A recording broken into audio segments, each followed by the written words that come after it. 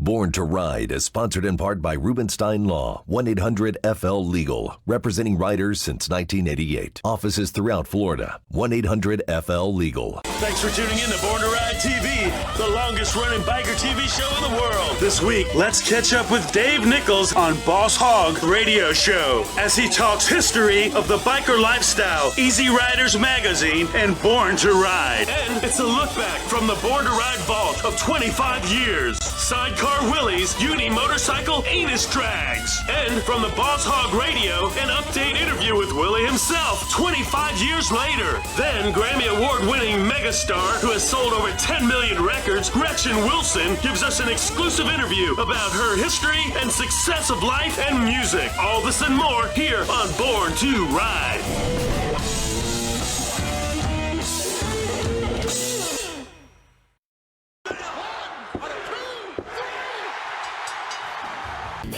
This is Chris Jericho of America's greatest rock and roll band, Fozzy, and we are huge rock stars, and you are watching Nasty Ronnie right here on Born to Ride.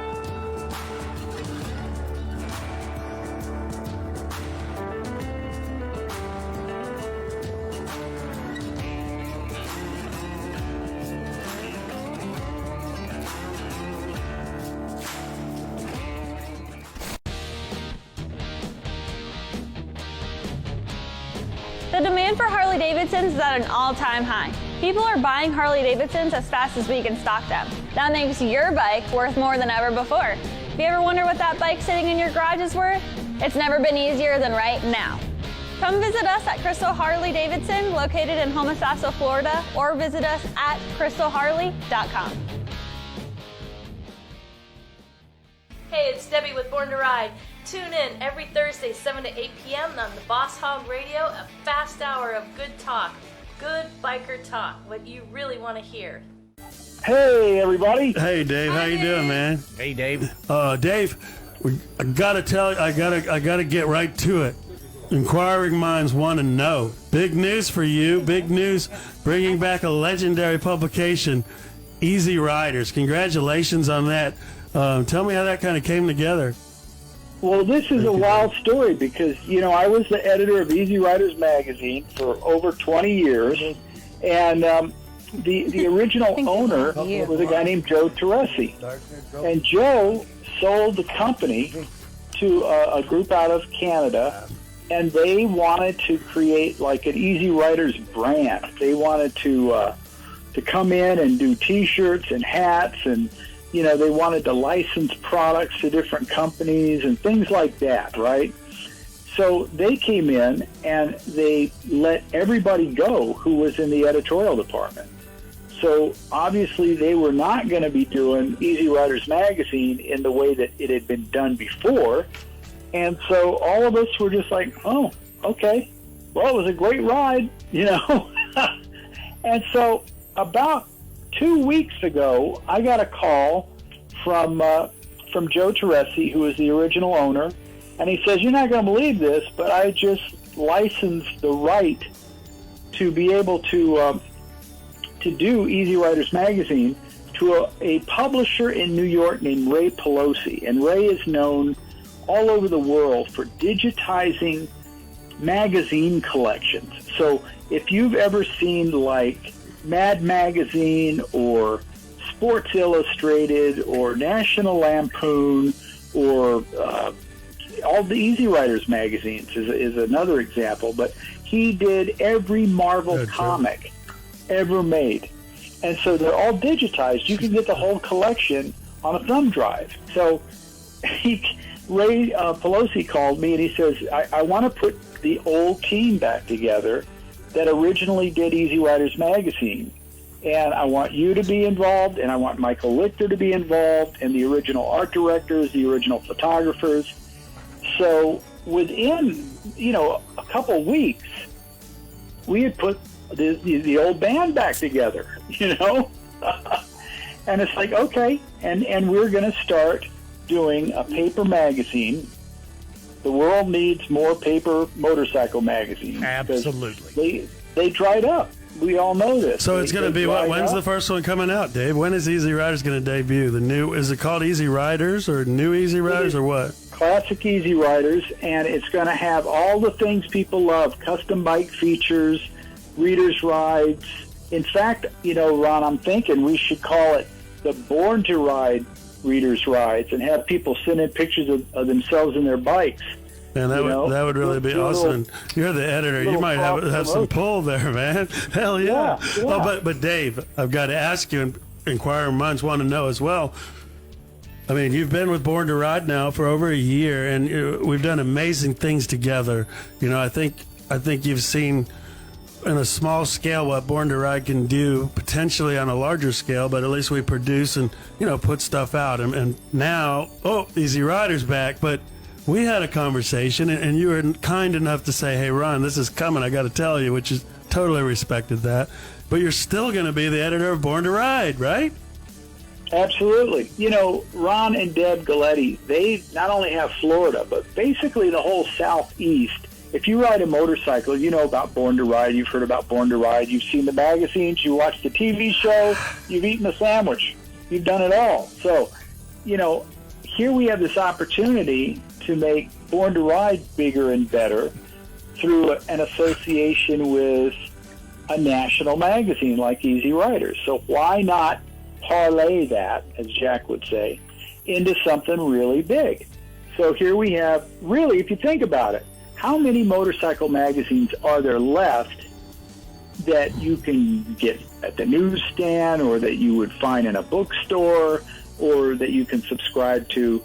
There aren't very many, so why not have this sort of motorcycle magazine syndicate that we basically can get the biker lifestyle out to everybody in the country?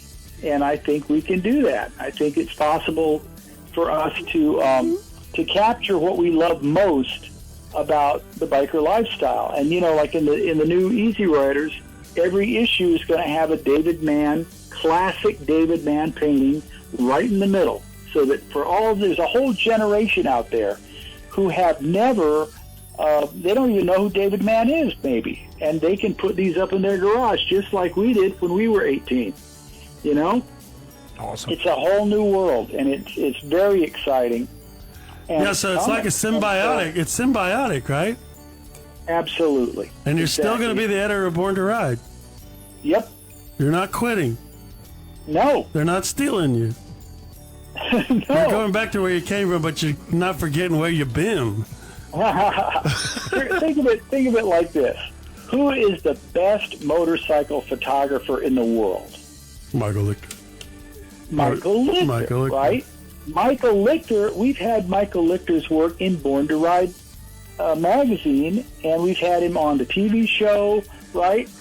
Yeah. It's very similar. It's like Mike Lichter's Mike Lichter. No matter what he does that great Motorcyclist art show that's in Sturgis every year. He's Mike Lichter. He's the best motorcycle photographer that I know of.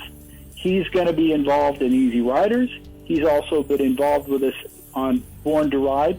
It's like it's only good for the industry. It's only good for everybody who rides a motorcycle, So, yeah, we're going to spread the love around.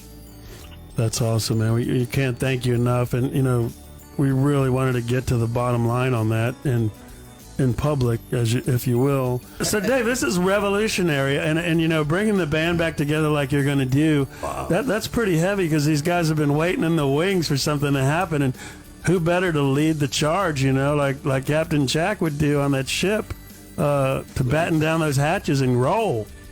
Because, it used to be, there was a time when motorcycle magazine editors were kind of taught that, don't talk to those guys. They're the enemy. No, we're not in that this way. Together.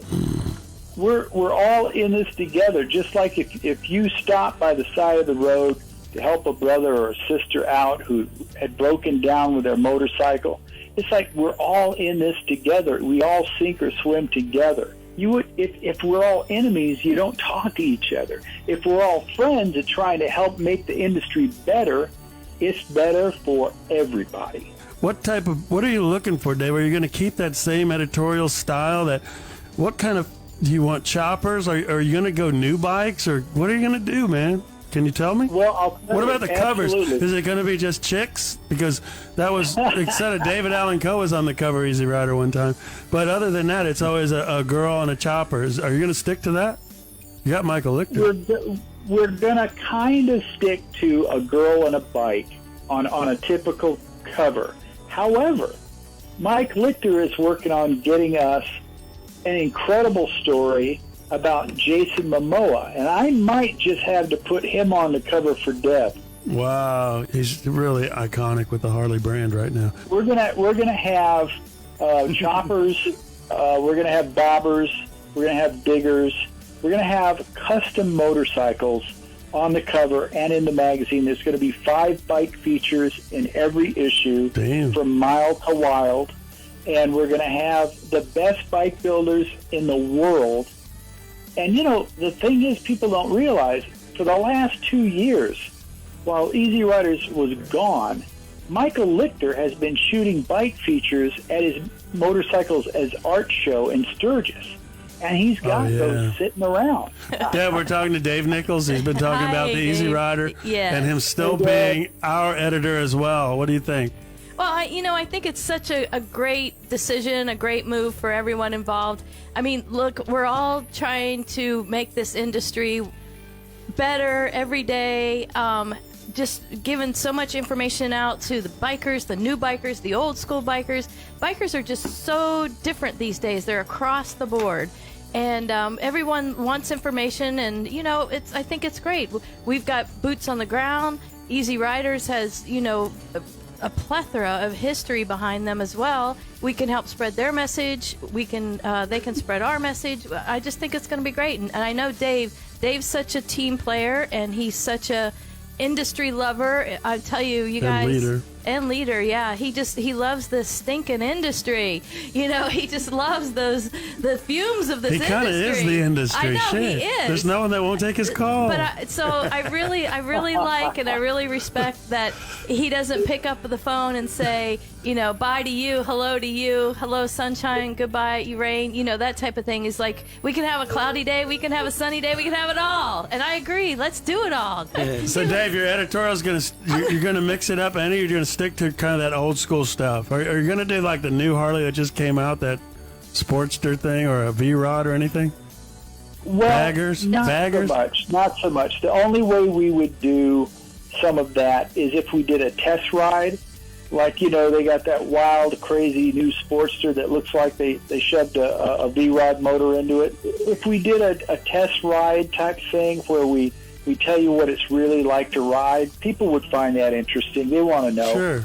You know, even if they're never going to buy one, it's like, oh, okay, you know.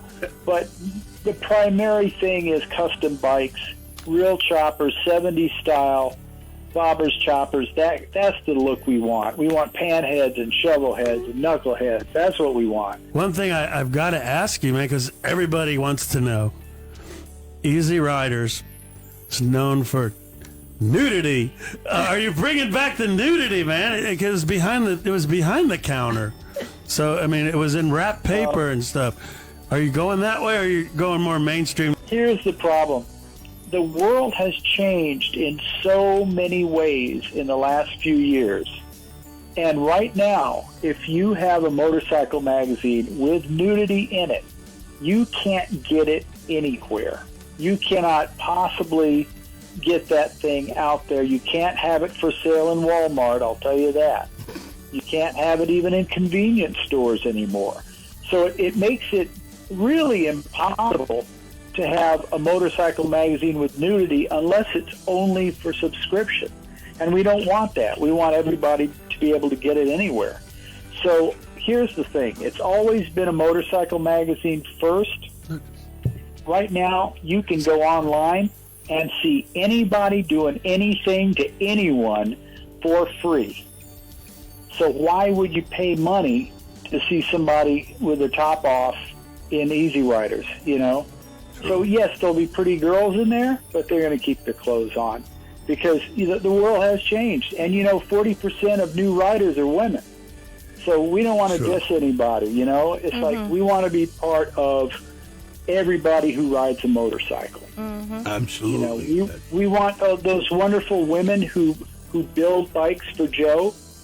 We want to see that. We want to include them. We don't want to exclude anybody. So you're changing it up. You're kind of, I don't want to say commercializing it, but you're getting smarter, or is it still that same vein without the nakedness? Because that was just the coolest stuff with Easy Riders. But it is a culture shock new age, and that was my next question. Where in that void that was how many years or whoever, are they just going to just flock back to it? Some people have to be programmed into what Easy Riders was because there's these new riders that didn't even know. Are you looking for that market as well? Yeah, you want the new guys who really didn't read Easy Riders back in the day, and you want the grandpas that did read Easy Riders back in the day because there's nothing else out there for them that captures the biker lifestyle that really is Easy Riders. So hopefully we can thread the needle and be in between both of those kinds of there you leaderships. Go. Dave, what about though? I'm sorry, Dave Mann. I mean, you're bringing him back, and that is like so many bikers. That is like the holy grail of the god himself, the Norman Rockwell of the motorcycle lifestyle painter. And I mean, to unleash David Mann to new people who've never seen it, and maybe they could feel that vibe. Maybe they could understand even more what because when you think of Easy Riders, you really think of the Dave Mann Association, man. And we've shared some great stories about Dave Mann. How exciting is that to be able to bring that back in the pages? I don't know. I look It's forward to really, Mother. It's important. Yeah, it's very important, guys, because, not only for guys who are older and they've been riding motorcycles their whole lives, their old David Mann posters that are up in the garage, maybe, they're pretty dog-eared and nasty. So maybe they need, a brand new one to put up, of Ghost Rider, for instance. Maybe you need a new one that comes right out of your Easy Riders magazine that you can put up in the garage. And the new generation have never seen David Mann. So we're going to have a whole lot of fun introducing what Easy Riders was to a whole new generation. Tell me this already. Is the Ghost Rider going to be the first debut David Mann? Does it have an opportunity or a chance? The Ghost Rider painting itself. It is in the first issue. It's going to be the December issue. It's going to be on sale late November. And friends, you will have the Ghost Rider that you can pull out of the center, put up in the garage, put it up in the bedroom, put it wherever you want. It's all yours. And every month there'll be a new David Mann, a classic David Mann from back in the day that you'll be able to start, papering the walls. Dave, that's one of the most iconic biker images probably through the 70s or 60s, 70s. I'm not sure when that one came out, probably 70s. But that is one of the most iconic biker images out there. And to bring it back, it's like a crescendo or something, man. It's like you're bringing it back. Yeah. Woo. Yeah, we wanted to say we're back. And the best way to do that is give them Ghost Rider. Yeah, that's Absolutely. incredible. And, that's another thing. The events that are going to be in this magazine, there will always be old school biker fun parties and events and rallies and runs. And there will also be stuff you've never seen before. Like Mike Lichter went to this run called the Stairway to Heaven, which I had never even heard of. It's in Nepal. It's in the Himalayan mountains, that's a for beauty. God's sake. And there's people riding motorcycles, and a lot of them were on the Chase, and they were on the the Cannonball Run. I mean, these are like leather-ass people, right? And they're in, these crazy, weird, amazing landscapes that you've never seen in your life. And so we're going to bring you stuff like that you have never seen. We're going to show you ice racing in Russia. We're going to take you places you've never been and show you really cool stuff, as well as we're going to go to Daytona Bike Week. We're going to go to the One Moto show in Portland. We're going to go to the Texas Fandango and Mama Tried and Arizona Bike Week, Born the Free. Hand-Built show. Born Free is definitely on the list, and so it's that kind of thing. You're going to see the best events from all over the place. You're going to see how people react to and enjoy motorcycling everywhere. It's going to be neat. Well, that's exciting, and I'm excited for you. I'm happy for you, and we're happy that you're going to stay with Born to Ride as well. And Jack, what do you think about the new Easy Riders? I heard the Ghost Rider is going to be in the centerfold of Dave Mann. Famous artwork. Jack, what do you think about Easy Riders? Well, I'm a little depressed that they don't have naked girls in it anymore, but that's just me. Call me wacky. I'd rather go to I think a lot of people are going to think that. There may be a lot of people that say, there's no nudity in it anymore. Well, I'm sorry, mate, but apparently you can't get into that. What is that store again? Walnut. You can't get into Walnut with any sort of nudity, apparently. Which leaves me out because I'm nude half the time. Are you nude right now? Jack? Partially. Oh, my God. Partially. I actually have a live squid down my trousers. That's not an electric eel, though.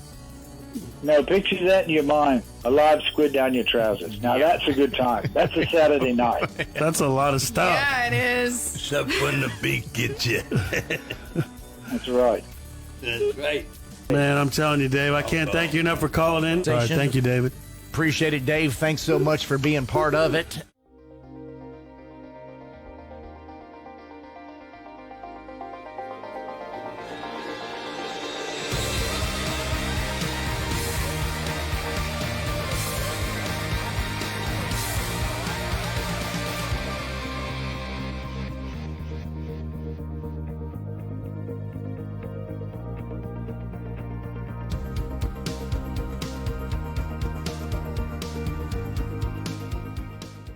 Folks, welcome to Born to Ride Live. We are back. It's the Flashman here, Dave Nichols over there. How are things out on the West Coast, my friend? It's raining today, friends. What?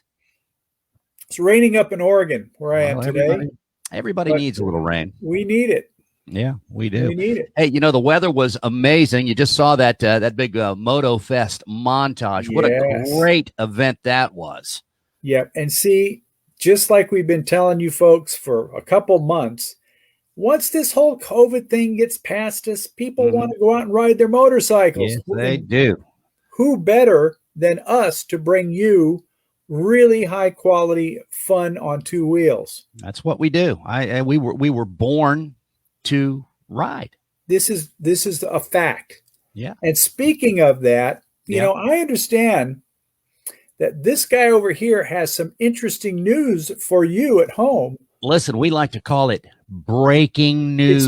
Breaking news. Breaking news. There you go. That's what I needed. I was looking for the intro there. Could you do it one more time, and then I'll tell you what it is. Breaking news. Breaking news. Now, you are familiar with the amazing Choppertown concept that we took down to Thunder by the Bay.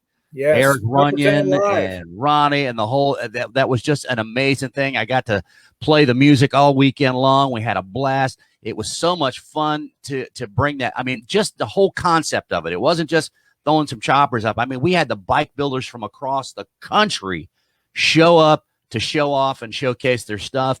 And the breaking news, Dave. Breaking news. We are bringing that Choppertown concept to the Cherokee Blue Ridge Run. So mark your calendar, September 10th, 11th, 12th. Maggie Valley's right over there. You got the whole Cherokee Nation right over there, that big casino that's up there. And what an amazing place just to get up and hang out and ride your bike in the Smoky Mountains. That's right. And it is not only an incredible event, but then with the addition of a ride-in chopper show, you can't beat that. Nope.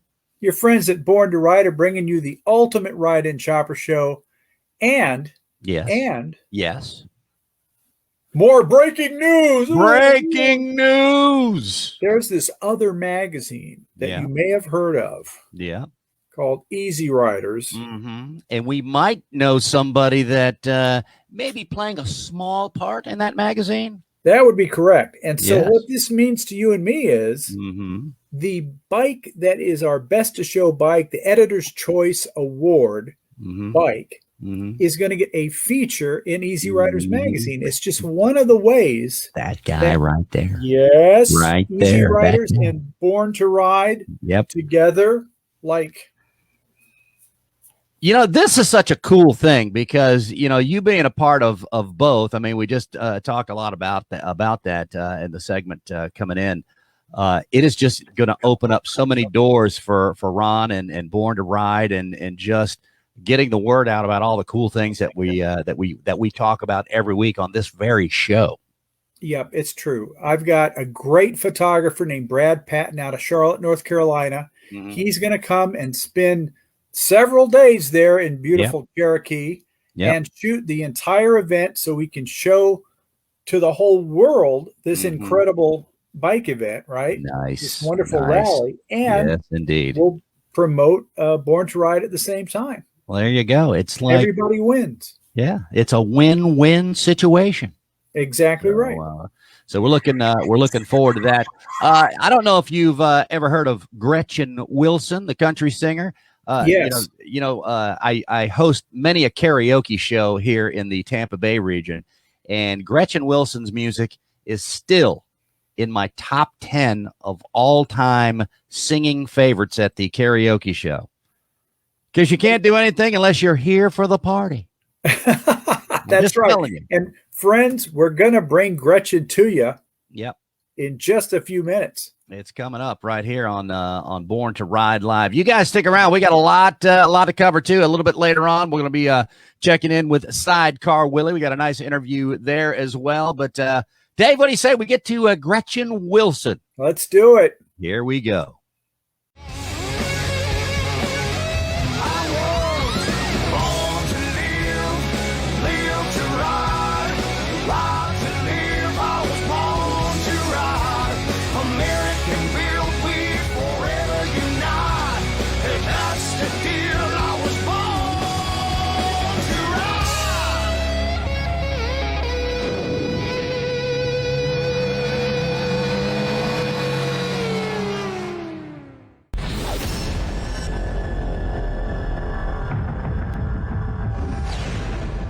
We've got a special guest on the line here, Ron. And who would that be? That would be Gretchen Wilson. Awesome. Hello, how are you? Just fine.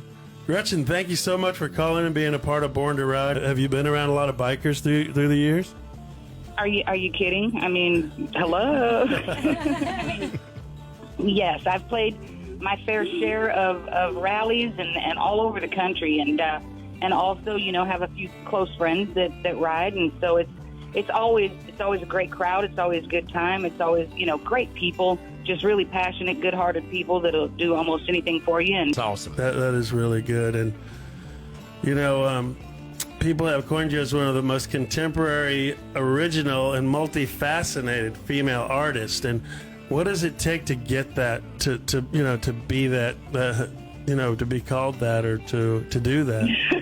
And it's pretty amazing. What does it take? It's pretty original. There's like a two-part question. It's like, 3-part. First of all, how hard is it to break into the industry, and then how much harder is it to stay in the industry? So, you know, I've had an amazing ride. I grew up just about, like the songs say. I kind of grew up in trailer parks and moved around a lot as a kid. We had a pretty crazy family and a crazy life, and I don't think anyone really ever expected that I would make it, but I kind of am that. I am that story that you just kind of hope for, the underdog, you know. And so when I got to where I was, cashing those first checks, I kind of brought the family with me. Thank goodness, there's not many of them, but and it's been kind of a family working environment the whole way along for a while. You know, my mom worked for me, and my Aunt Vicky, she ran the farm, and you know, my brother and his wife did merchandising, and so, you know, it's kind of it's just been an amazing 15 years or so, and I ended up, you know, being fortunate enough to be able to break away from the major label deal and start my own record label, Redneck Records. And so my last 5 albums that I have put out there have actually all come from me and my label, and I produced them, and I wrote a lot of the material on it. And so it's really now, like, even if I'm not out touring much, I'm still running a record label and paying royalties. And so it's definitely a multifaceted sort of a career that I ended up getting into. It's difficult with major labels because all of those, I can say this now because I've been out of the industry long enough, but they're just a bunch of suits. They don't have any musical bones in their body, and it's hard to have somebody being critical of you when you know that they can't possibly do the same thing you're doing. And sometimes I describe it like this, you know, I mean, being a songwriter and being a musician and being an artist, it's an art. It's a creative art, just as the same as a painter. But no one would ever dare stand over a painter's shoulder and say, no, I don't think I would use yellow, or I don't know if I would do the line quite exactly like that. But that's exactly what happens in the music industry when you have producers and all these executives in line, because it's about making your product commercial and not really worrying too much about the heart of the matter. Long story short, I was allowed to make a country song that was more than 2.5 minutes long, and I'm so grateful that I've been able to just be myself, because you know I wasn't a baby when this all happened for me. A lot of these newer stars that are in this industry, you know, I mean, they hit when they were kids, really, you know, 17, 18, 19, even up into their early 20s. That's still so early in life to really know what you're doing with everything. I was 27 when I had my daughter, and I was, well into my 30s before my career started, which gave me, I think, a huge advantage. So I'm very fortunate that I've been able to really be me from the very beginning, because I just started so late that there wasn't going to really be any change in it. It's just, it is what it is. And I think it was endearing to people, because when they met me, when they would meet me at the meet and greet in concert, you know, they would get the sense that I'm exactly who they were expecting me to be, and I looked exactly what they thought, you know, and my pictures. That's awesome. Now, you mentioned Loretta Lynn. I mean, she's got to be, I'm pretty sure, one of your inspirations. Tell us a little about what type of woman Loretta Lynn has been to maybe your career and your vision. Well, that's another two-part story, because there's the one that I, grew up listening to and wanted to be like and admired, and then there's the one that I know and I met, and that's pretty awesome, to think that would ever happen in my life. I'm still kind of dumbfounded by some of the legendary and just amazing heroes of mine that I've gotten to meet, and not just in the country music industry. I've gotten to meet some really incredible people that, I'm friends with Alice Cooper. How bizarre! I never really thought, when I was 16 and I went to an Alice Cooper concert, that I would ever meet that guy ever, and he's really just an awesome dude. But my mom says that I was singing Loretta Lynn songs around the house before I was actually speaking even intelligible full sentences. So it goes pretty far back. My relationship with loving Loretta Lynn and Tanya Tucker and Tammy Wynette and Patsy Cline, and I was raised on all of those women who just kind of said it like it is. And I think that was just, not only was I raised on that kind of music, but I was raised around women who acted like that. The women in my family ran things. The men thought they did, but the women actually ran everything. And there was always just this sidebar between the women. After the man would walk out and shut the door, it'd be like, oh, well, but we know what's actually happening, Well, it just, everything just stayed a little more peaceful that way. And so we all just got used to it. But I was just raised around, no nonsense kind of women. I heard them on the radio. I heard them on the at home on the stereo, and I was around them. So it was kind of almost just destiny that I would turn out to be outspoken. And quite honestly, I was turned down by every label in Nashville at least once. Sony turned me down twice. It was the third time that I went to see Sony that they actually signed me, and so it was a hard struggle. But I was just determined, and that kind of just goes back to the question you had a few minutes ago, and that's like how strong do I have to be and how determined? A lot stronger and a lot more determined than most of the men, and a lot more than you think. But it will pay off. Redneck Woman, Stories from My Life, landed on the New York Times best-selling list. Tell us about the book. I was touring. Things were very hectic. My daughter was young. She was sometimes touring with me and sometimes not. So it was a very kind of a chaotic sort of a lifestyle at the time. My touring life was kind of split between, being a mommy out there, and the only time that I was Gretchen Wilson, the artist, was really when I was on stage, and then when she would stay home. And be registered in school and that sort of thing, then it was kind of a crazy lifestyle out there. And so, here's the main thing. When I first started touring, one of my first shows that I ever got to work and people that I got to tour with was Kenny Chesney. And Chesney told me on a sidebar just in a hallway at an arena one night, he said, you have to document everything, because this is all going to go so fast and it's going to fly by so quickly that there's going to be so much that you forget. And so he told me that it was just really important to try to document everything. And there was a certain point, I think in about 2007, that I realized I wasn't really doing that very well. I thought to myself that it was important that I got at least caught up to where I was. The quickest and easiest way to do that really wasn't to hire a teenage video team and throw them on a tour bus. It was to just sit down and start from the beginning with a professional co-writer. And so it was chaotic, but it was also cleansing and revealing.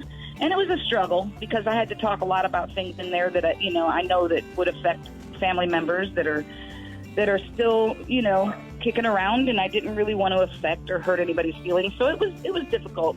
Gretchen, we're coming to a close here shortly, but anything we can do for you, anytime, we're always here for you. Is there?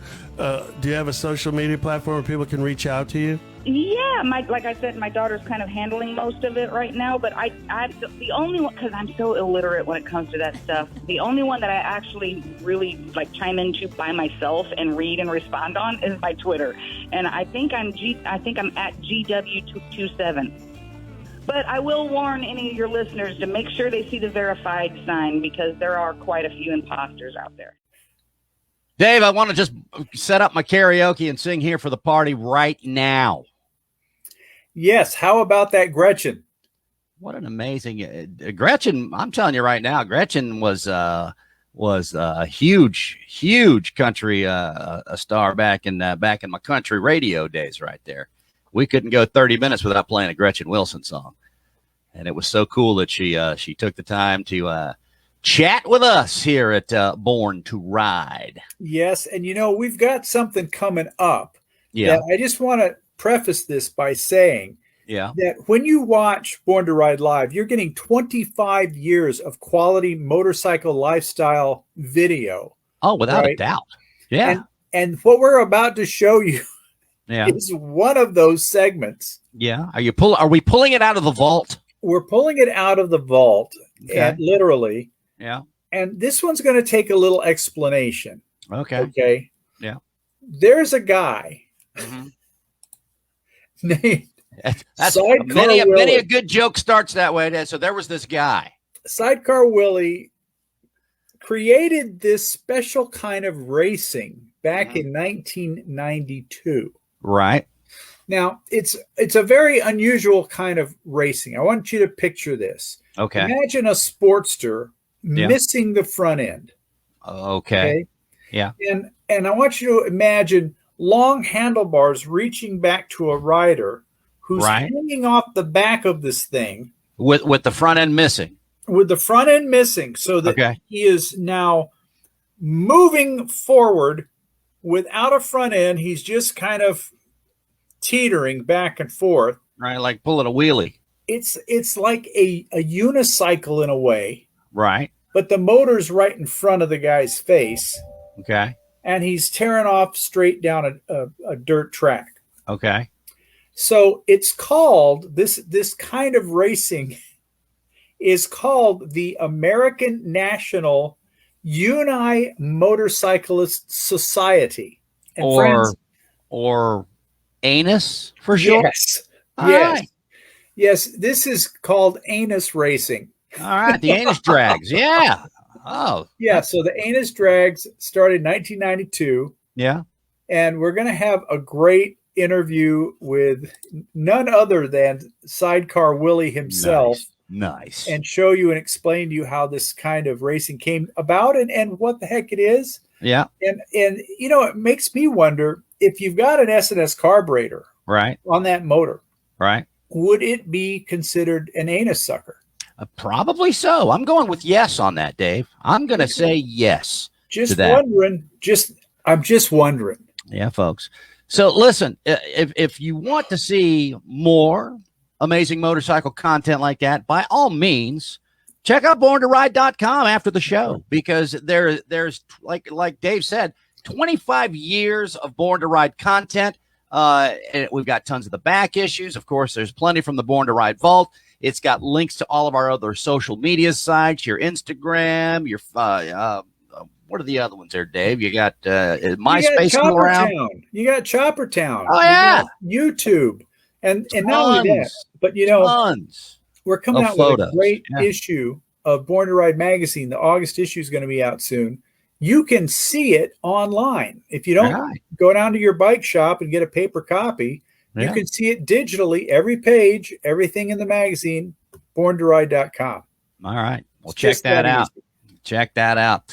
Well, let's check out some ANUS drags in the Born to Ride vault right now. Seattle Engraving Center, the masters of gun customization, featuring incredible detailed engraving, 24-karat gold plating, diamonds, gems, murals, amazing gold accents, first-class quality, 100% satisfaction. More bang for your buck from their showroom. Raise money for your charity with a one-of-a-kind prize. Seattle Engraving. You dream it, they will create it.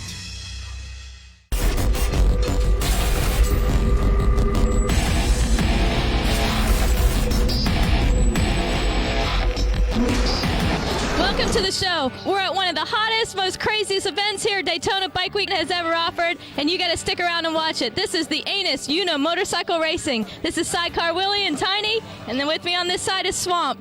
How you doing today, Sidecar? Most excellent, Dad. We're just having a ball today. This is the hottest new sport of the decade. Unimotorcycle racing is now going international.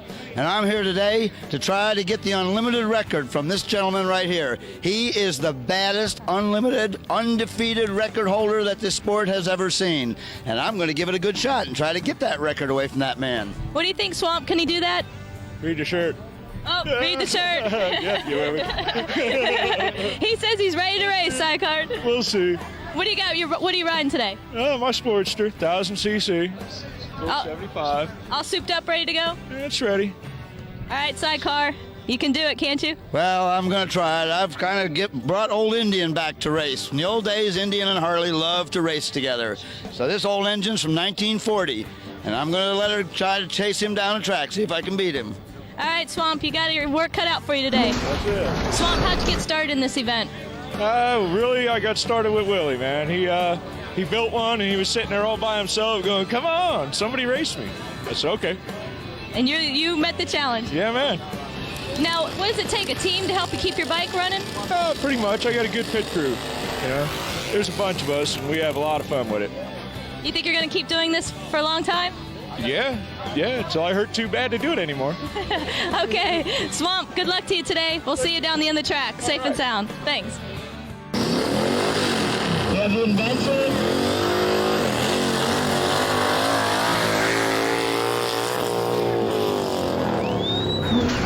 How did it all get started, Sidecar? Well, a little too much Budweiser one night. Sat down and said, listen, we got to put some fun back in racing. Racing nowadays is a corporate sport. It's $50,000 machines. The common man can't race anymore. So we needed a sport where a man with a little creativity, $500 in his pocket, could go out there and be a world champion. And that's what's happened here. Today you're seeing the most creative people that I know on the face of this earth out here figuring out how to go 100 foot on one wheel and survive it. Are there commandments to this race? Yeah, there are, Deb. We run under 10 commandments. The first commandment is shall race on an unpaved surface. The machine has to be no wider than 4 foot, no longer than 8 foot. Power plants have to be stock and over 5 years old. Keep money out of the sport. Basically what you've got to do is you've got to run down there on one wheel, and you can't touch forward of that axle for that run. Now what we do is we supply these pilots today with 6 hours of time, in which time we keep times on all their runs, and that's how the world records are set. Right after we're through at 6 o'clock, we'll redo the track, and we'll have side-by-side grudge matches where we'll drag race each other, double eliminations to see who the baddest is. Sidecar Willie, how are you, sir? I are fine, sir. Now, we go back a long way.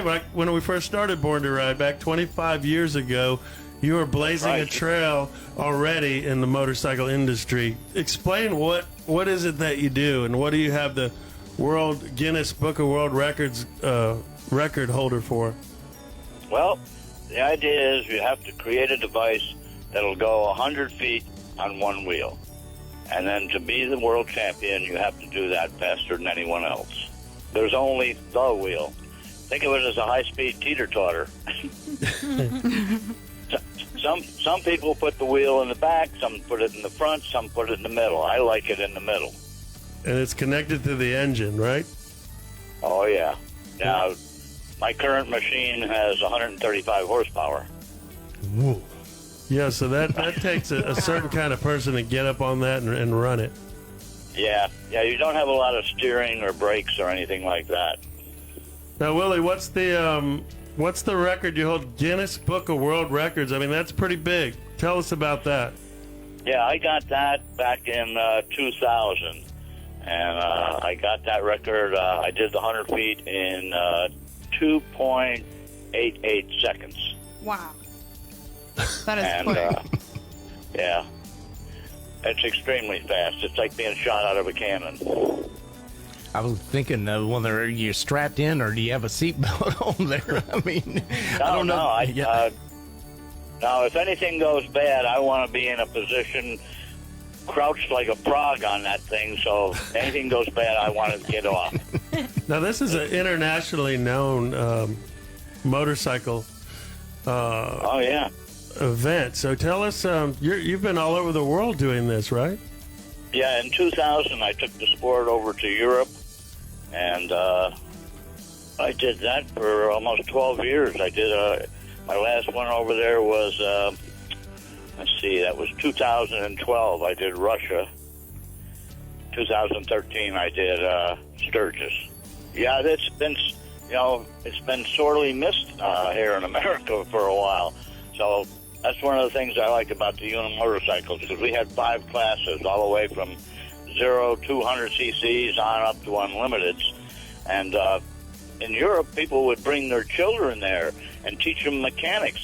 They'd work on their father's machine, or their woman would. Actually, in Europe, C class, which is 200 to 400 cc's, is held by 3 women right now. Really? That's what we like to hear. You like that, huh? I love it. Well, it's a power to weight problem.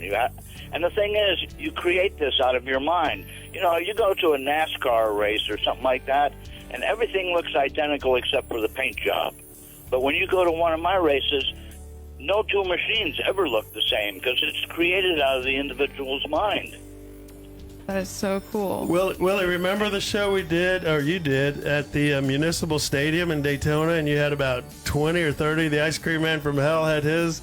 I mean, there was all these characters, and they all had these unique, special, their personalities came out in their motorcycles or their uni motorcycles, and there was guys with, they looked like, some of them had riding lawnmowers. Some of them looked like snowmobiles. I mean, snowmobiles, yeah. The uniqueness and credibility creations that came up. It was so awesome, and we filmed that whole thing, did a big show on it. And I still see those images in my mind, the fun that these grown men were having while they were really competing against each other to win. Well, you're actually competing against yourself, because it takes a while to get this right. Once you build a machine, the chances are it ain't going to work right the first time. And so you make minor little adjustments here and there, and you come back and do it again. So you get this wonderful feeling of accomplishment. I promote human potential. I believe that if you give people a problem, they'll solve it. It took me, when I went after the Guinness World Record, it took me 5 years to get it. And then now Russia has the world record, and it took them 6 years to get it. But when you get on this problem, you got to just stay on it until you accomplish what you want to do.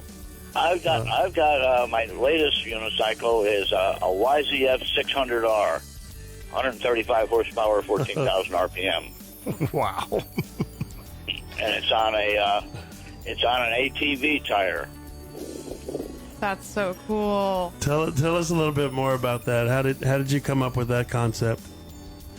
Well, the trick is to keep lightening the machine. You have to lighten it. And the other thing is, you have to figure out how you're going to land this thing, because when you take off, it comes up like a snake. I mean, and there's 2 skis up. Well, you got 2 devices in the back. I use the tips off of snow skis. Okay? But the machine rears back on like a set of wheelie bars. And then when you get to the 100 foot and you roll the throttle off, the front end wants to slam down. Well, that's where it gets real dangerous. Because if that machine hesitates for even a second, it'll throw you a long way. I was in Switzerland in 2004. I broke 7 ribs, a collarbone, and collapsed my lung. Oh, geez. So what I was going to ask you is, I know motocross, they pick their lines and they look in the dirt and this and that. So it's the green flag's about to drop, and it's going to be 2 or 3 second ride. What are you thinking? I mean, what do you need to accomplish when the flag drops? I'm trying to get all the traction to the wheel. That's what I'm trying to do. I want to come out of the hole as hard as I can. And that's done with body position. Sometimes I'll crawl right up over, almost on top of the motor in the front, and use that transfer of power so it comes down right to the wheel for traction. But then you have to get to the back of the machine within 2 seconds, because when the front end comes down, you don't want to be up front. You want to be on the back. So you're kind of just climbing all over the machine, trying to keep it under control. If you like adrenaline, this is the only thing to do. It's 130 plus horsepower on a unicycle. That is so cool. I The mean- way he's describing it about having to move your body to the front versus the back reminds me almost of surfing. You know, how they position their weight and you move from the front to the back to get different things and to ride the wave and everything else. That is so cool. A lot of body English.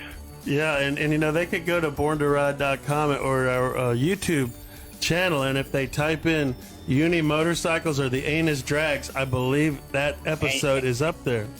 Yeah, Anus Drags is on there. I just looked at it yesterday. Oh, so it is up there. So people, listen here. You could check out exactly what we're talking about. And Willie, we can't thank you enough for calling in today and being a part of Born to Ride Radio on Boss Hog Network. And we are so looking forward to seeing you. And you know, Well, Ron, I hope we can come Moto-Fest. up with somebody that wants to get the record back for America. Well, let's plan that. Let's look for someone that can do that. Maybe Skylar will do it. Yeah. Why are you volunteering me for things? Because you're the Unchained Angel. You can do anything. I mean, that's a great thing. Let's really start looking about how we can take the title back and win the record. What do you think, Buster? I'm down to try. Sounds like a plan. All right. Yes, try. Skylar will try anything because she'll just go out and make it happen. But if not, we'll find the right person. But Willie, thank you so much for calling in. It'll be good seeing you, Ron. Yeah, brother. Any last words to the listeners? Pay attention to Born to Ride. They've been around forever, and they really run a great show. Man, thank you, sir. You just never know what's going to fly out when you open that Born to Ride vault there, Dave. That's literally true. Yeah. It's, Hope you enjoyed that, friends. Yeah, I hope you did. I hope you did too. You may need a shower, but that's okay. It's okay. Hey, folks, don't forget if you missed it at the beginning of the show, for all of you, especially locally here in the Tampa, St. Pete, Clearwater, Sarasota area, if you missed Chopper Town, we're bringing that concept again to the Cherokee Blue Ridge Run, September 10th, 11th, 12th. The Great Smoky Mountains, I'll tell you what, that's about the perfect time of year to get up and check out the Smoky Mountains. Maggie Valley's right across the way there. The whole Cherokee Nation is there. And it is just a cool part of the world to be hanging out with, especially on a motorcycle. It's a beautiful place, and we will have photographers there from Easy Riders Magazine. Yes. We're going to take the best bike there, the Editor's Choice bike, and it's going to be featured in Easy Riders Magazine as part of our alliance with Born to Ride and Easy Riders. How Exciting about time. that? And for all the people, I don't know if you talked about it, because I may have been nodding off or something, but you said this is going to be issue 555, correct? Yeah. And what's Yeah, the significance of that? We're going to pick up where we left off 2 years ago. 554 was the last issue of Easy Riders, and we're going to start up like not a day has passed. How about and that? you can subscribe at classiceasyriders.com. All right. That's We'll right. Check that out. We're looking forward to. I mean, shoot, you can never have too much reading material in your private office, if Very you know true, what I mean. friends. Very true. So So, thanks for being part of our Born to Ride family. Join our Facebook group if you would. If you haven't done it, do it. Do it. And we will see you guys again next Tuesday, same time, same channel. So spread the love, and we'll see you next week. Have a great week, everybody. See ya.